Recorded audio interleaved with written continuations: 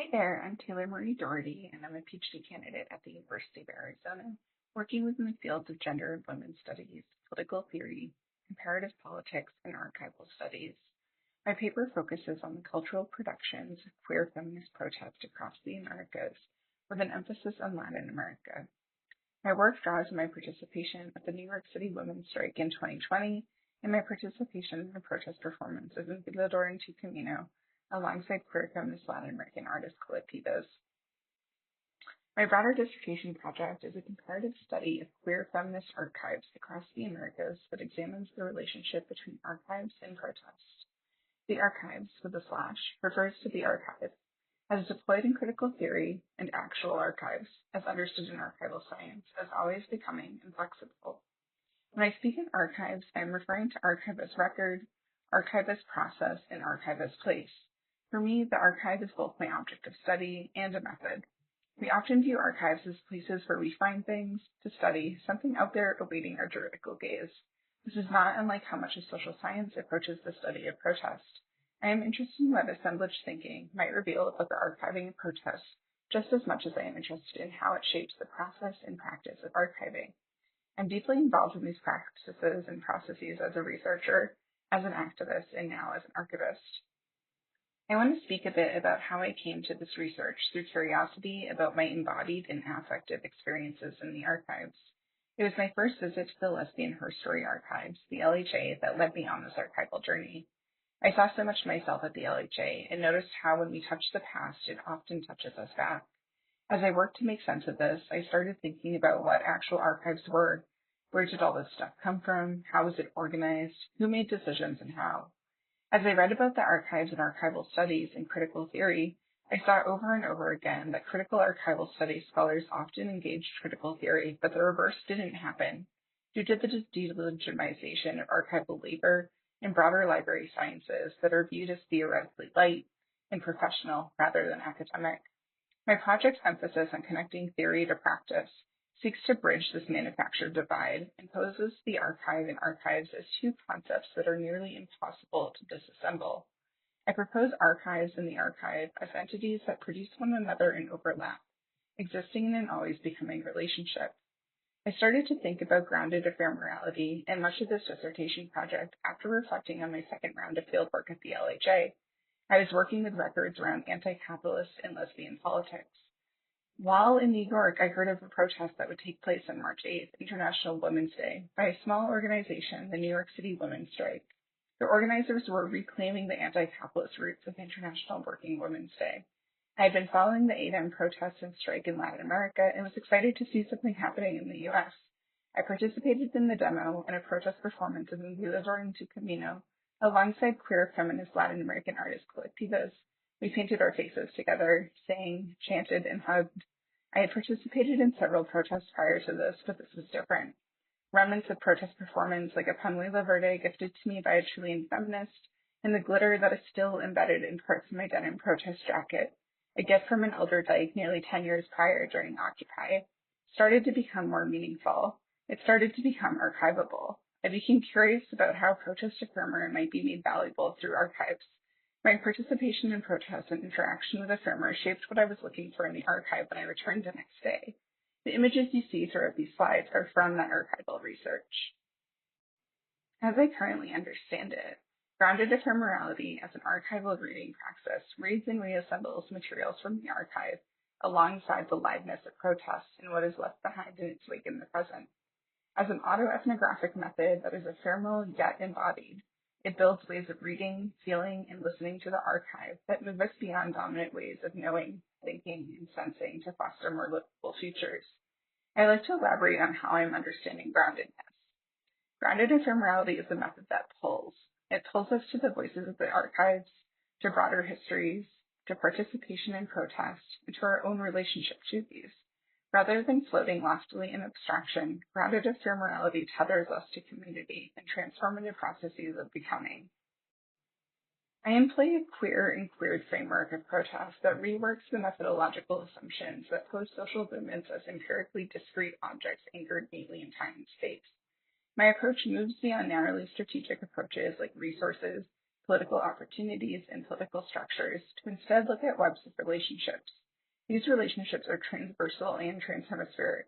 Transversality being here a logic of connection that emphasizes mutuality and solidarity without slipping into essentialism or identitarian-based politics.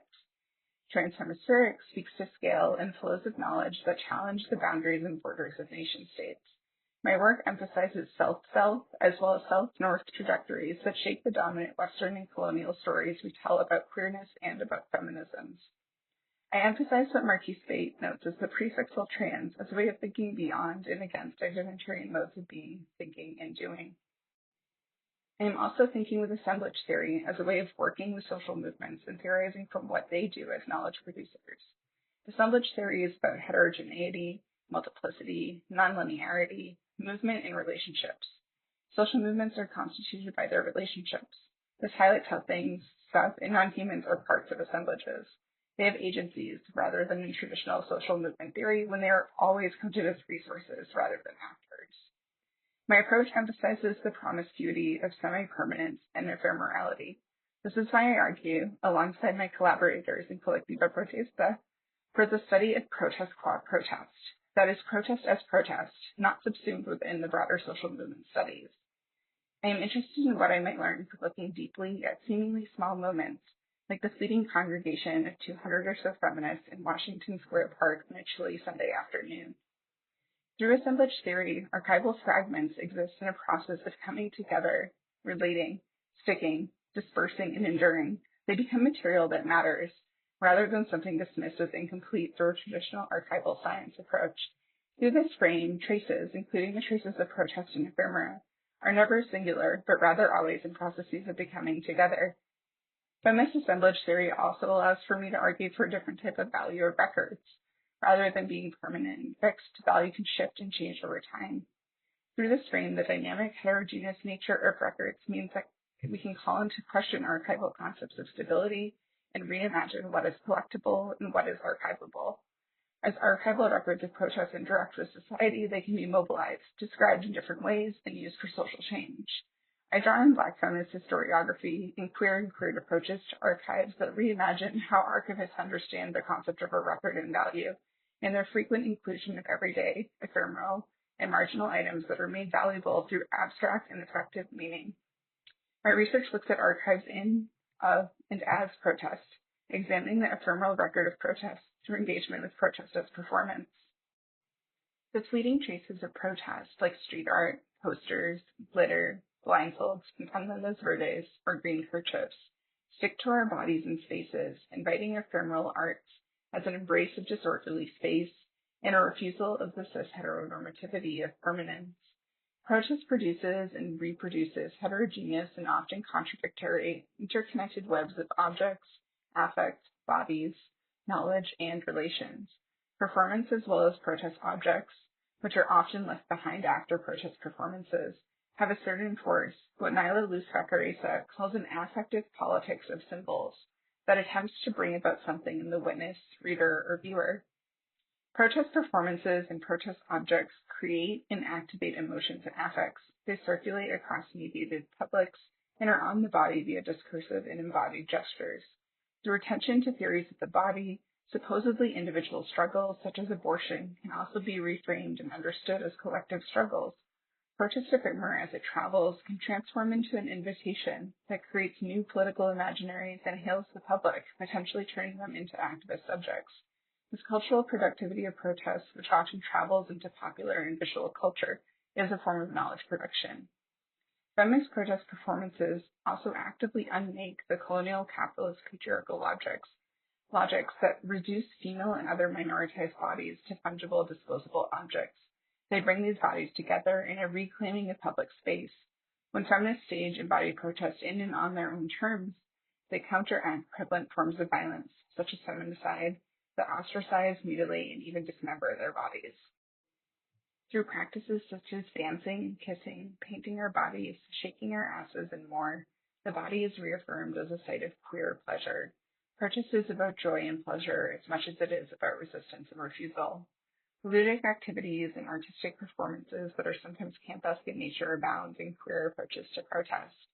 Performance is a rearticulation of dissent and defiance, but also desire.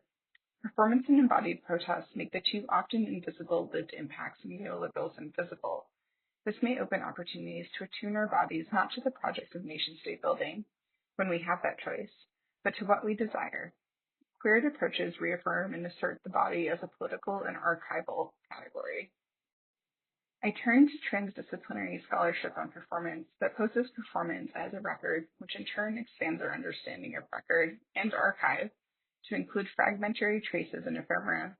This expands and challenges our notion of a record as something permanent and tethered to concrete space-time. As something fleeting yet enduring, performance challenges our understanding of what archival records are. I understand protest as a performance-based, memory-making practice that is a form of intangible culture. Protest performance is a form of archival documentation that can expand our notion of a record and challenge the Western colonial reification of the written record. Performance refutes the stability of evidence, calling our attention to ephemera and ephemeral evidence, such as traces, glimmers, residues, and specks of things.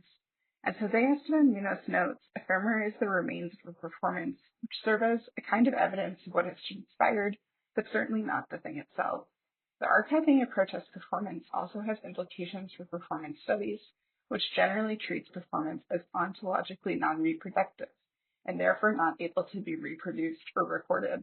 This negative ontology of performance is secured through its disappearance.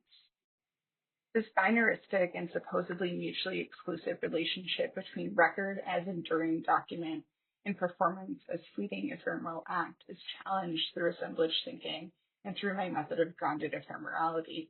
It also challenges the temporality of performance by, as I mentioned, alongside my collaborators in Collectiva Protesta and our manifesto, documenting and extending the nowness and liveness of performance as an act into the future as a record. I draw on Diana Taylor's work, which poses records as documents, maps, literary texts, bones, videos, and all those items supposedly resistant to change. These items, however, are not resistant to change. As they interact with assemblages of bodies, they shift and fluctuate. They assemble and reassemble. Through Diana Taylor's framing, records and archives become embodied, ephemeral, and performed through repetition.